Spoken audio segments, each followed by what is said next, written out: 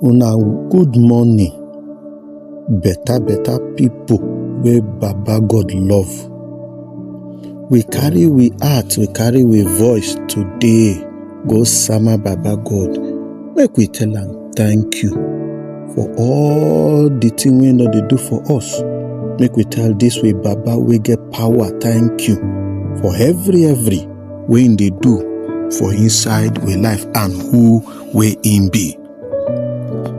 Our Baba God, na him be the Baba we get every power, he get every might, and he get every strength, and he no get anything wey dey hard for am to do. So today, my brother, my sister, make we enter in the month with better tuale.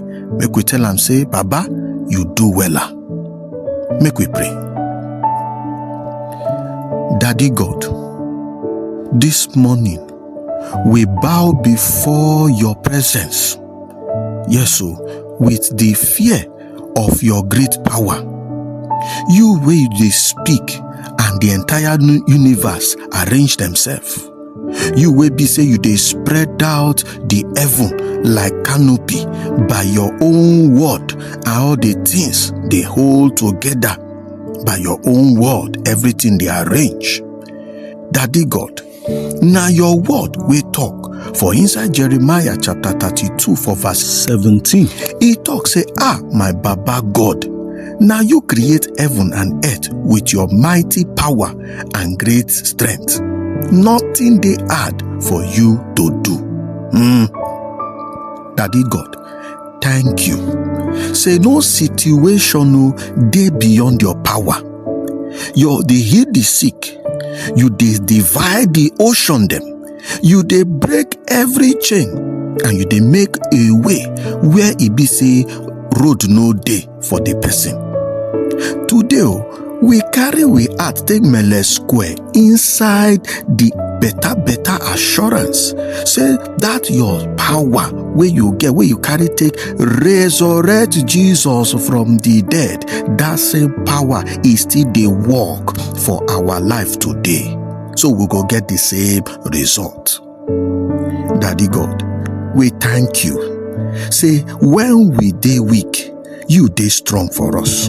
When we dey face gbege and gbegerity, you dey fight for us. Even when the storm of life, it dey do us gbasgbos anyhow, you dey even command them, all of them, to dey shut up. Make them stay, make them pin down, make them hold their mouth one place.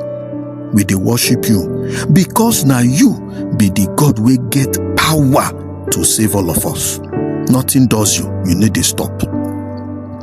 Today, Baba God, we dey surrender, we challenge everything where they face us for life. We carry and put for inside this your hand. We need to lose guard. We talk and with better power. Say no obstacle, no roadblock, they greater. No roadblock get power pass your power, and not the way we dey look for, they beyond your power and your doings to arrange.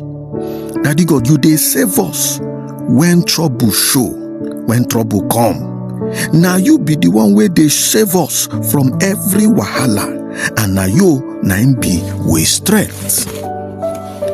Daddy God, as we dey enter inside today matter, we dey enter and we better trust, because we know say you mount, you gallant, your power dey waka before us, and we also take that opportunity to say thank you, because we know say every victory wey we don receive today, whether the one we don see and the one we never see, it don enter we hand, it don lap for our side. Daddy, today make your mighty hand, make it carry us go front, and make this your glory we pass every other glory we person don't see. Make it dey show himself for inside we life, for everything what they do, for we family, for we working place, and for the people life where they around us. Today, Baba God, we give you all the twale, all the compliment. In Jesus' mighty name, we don't pray. Today, my brother, my sister, as you dey come out, may Baba God show you a mercy. Make it carry you well go front. make you succeed past what you expect. In Jesus' name, amen.